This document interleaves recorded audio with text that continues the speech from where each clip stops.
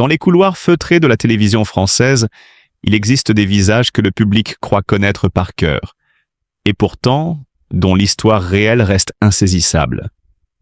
Parmi eux, celui de Cyril Ferraud. Un sourire lumineux, une présence rassurante à l'écran, une carrière qui semble s'être construite sans faux pas. Mais derrière cette image parfaitement maîtrisée, une autre réalité s'est lentement dessinée. Plus trouble, plus intime, parfois même douloureuse. Longtemps, Cyril Ferraud a été perçu comme l'archétype de l'animateur sans scandale. Dès ses débuts sur France Télévisions, il impose un style. Accessible, chaleureux, presque familial.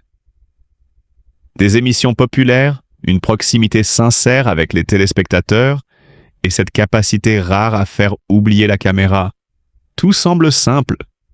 Trop simple, diront certains. Car dans l'ombre des projecteurs, une autre narration s'est mise en place. Une rumeur persistante, insidieuse, presque inévitable dans l'univers médiatique. Celle concernant son orientation sexuelle. Sur les réseaux sociaux, dans les colonnes de certains magazines, le nom de Cyril Ferraud devient peu à peu associé à des spéculations. Des insinuations, des sous-entendus, des analyses parfois hasardeuses de son comportement à l'écran. Au début, il choisit le silence. Comme beaucoup de personnalités publiques, il espère que le temps fera son œuvre. Mais le silence, dans ce cas précis, agit comme un amplificateur. Plus il se tait, plus les récits se multiplient. Et très vite, la question cesse d'être anodine pour devenir envahissante. Ce qui rend cette situation particulièrement complexe, c'est la frontière floue entre vie publique et vie privée. Dans une société qui se veut ouverte, pourquoi ces interrogations prennent-elles une telle ampleur? Pourquoi ce besoin presque obsessionnel de catégoriser, de définir, de réduire un individu à une étiquette? Face à cette pression croissante, Cyril Ferraud finit par briser le silence. Non pas dans un geste spectaculaire, mais dans une parole mesurée, presque retenue. Il dément certaines rumeurs, en confirme d'autres à demi-mot, mais surtout, il refuse de se laisser enfermer dans une définition simpliste. Dans ses confidences, une vérité plus nuancée émerge. Oui, il évoque sa vie sentimentale. Oui, il parle de son équilibre personnel. Il laisse entendre l'existence d'une vie de couple, d'un enfant, d'un attachement profond qui dépasse les regards extérieurs. Mais surtout, il insiste sur une chose essentielle, la complexité de l'identité. Il ne s'agit pas de cocher une case, mais de raconter un parcours. Et ce parcours n'a rien d'un long fleuve tranquille. Derrière les sourires télévisés, il y a eu des doutes, des moments de solitude, des interrogations sur la manière de se présenter au monde. Comment rester fidèle à soi-même quand chaque mot peut être interprété, déformé, amplifié? Comment protéger ceux que l'on aime sans nourrir davantage la curiosité médiatique?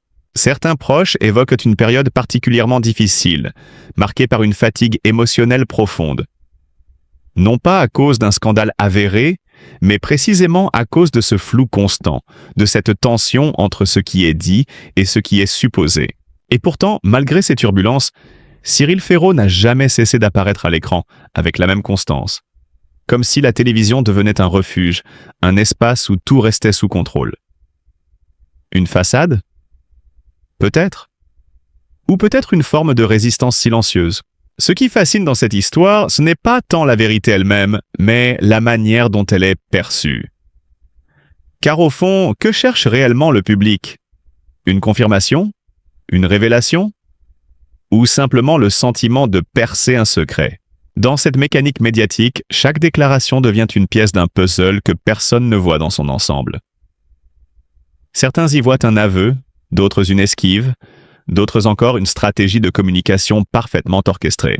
Mais si l'on prend du recul, une autre lecture apparaît. Et si le véritable enjeu n'était pas l'orientation de Cyril Ferraud, mais notre incapacité collective à accepter la complexité? Et si cette histoire révélait davantage sur le regard du public que sur la vie de l'homme lui-même? Aujourd'hui, Cyril Ferraud continue sa route. Toujours présent, toujours souriant, mais peut-être un peu plus opaque qu'avant. Comme s'il avait appris à préserver certaines zones d'ombre. Non par peur, mais par nécessité. Car dans un monde où tout semble devoir être exposé, le mystère devient parfois une forme de liberté. Et au fond, une question demeure, suspendue entre fascination et malaise.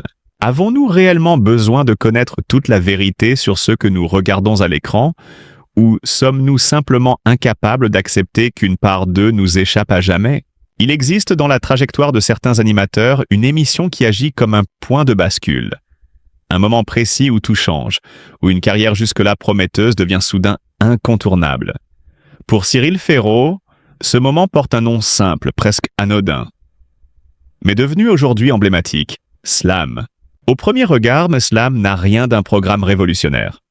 Un jeu de lettres, des mots croisés à compléter, une mécanique qui semble héritée d'une autre époque. Et pourtant, c'est précisément dans cette apparente simplicité que réside sa force. Lorsque Cyril Ferraud en prend les commandes sur France Tru, peu d'observateurs imaginent que cette émission va redéfinir son image publique. Car ce qui va se jouer à l'écran dépasse largement le cadre d'un simple jeu télévisé. Dès les premières diffusions, quelque chose d'inhabituel se produit. L'animateur ne se contente pas de poser des questions ou de lire des définitions. Il crée une atmosphère, une proximité presque intime avec les candidats. Un ton à la fois léger et sincère qui transforme chaque épisode en moment de partage plutôt qu'en compétition froide. Cyril Ferraud devient alors bien plus qu'un présentateur. Il devient le fil conducteur émotionnel de l'émission. Sa manière d'interagir intrigue. Il écoute réellement. Il rebondit sur les histoires personnelles, sur les hésitations, sur les petites victoires.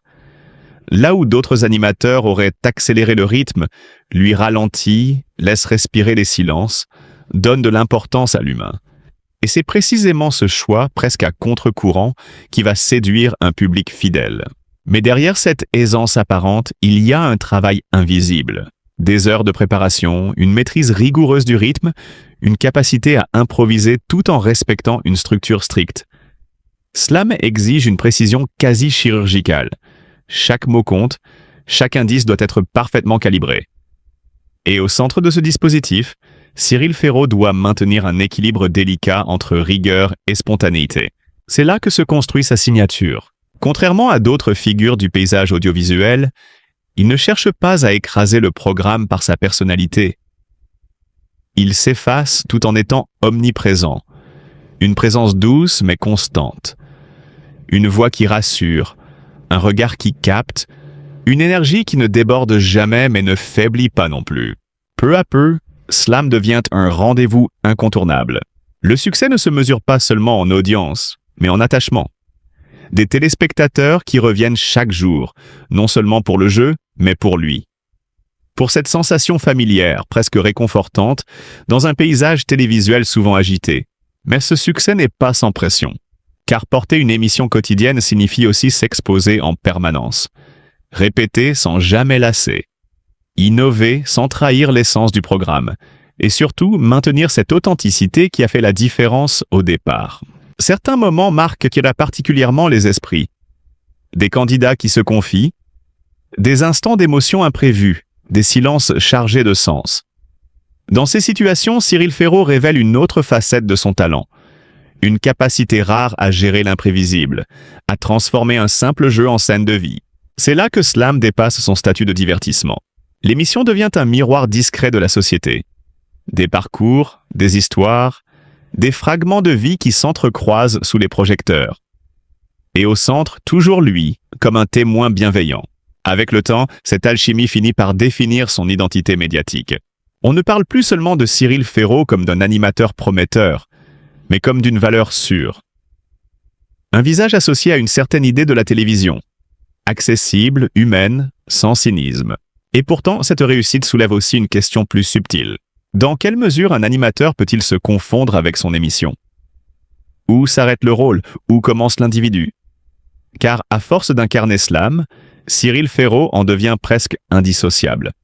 Une fusion qui fait sa force, mais qui peut aussi devenir une contrainte. Car derrière cette image maîtrisée, il y a un homme qui évolue, qui doute, qui cherche peut-être à se réinventer. Mais quoi qu'il advienne, une chose reste certaine. Slam n'est pas seulement l'émission qui a fait connaître Cyril Ferraud, c'est celle qui a révélé sa manière unique d'exister à l'écran. Une manière discrète, presque invisible, mais profondément marquante. Et au fond, une question persiste, presque silencieuse. Si demain les mots de slam venaient à s'effacer, que resterait-il de cette relation si particulière entre un animateur et son public? Il existe dans la trajectoire de certains animateurs une émission qui agit comme un point de bascule. Un moment précis où tout change, où une carrière jusque-là prometteuse devient soudain incontournable. Pour Cyril Ferraud, ce moment porte un nom simple, presque anodin, mais devenu aujourd'hui emblématique, Slam. Au premier regard, Slam n'a rien d'un programme révolutionnaire.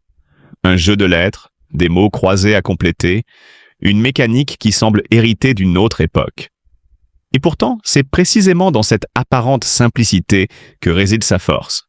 Lorsque Cyril Ferraud en prend les commandes sur France 3, peu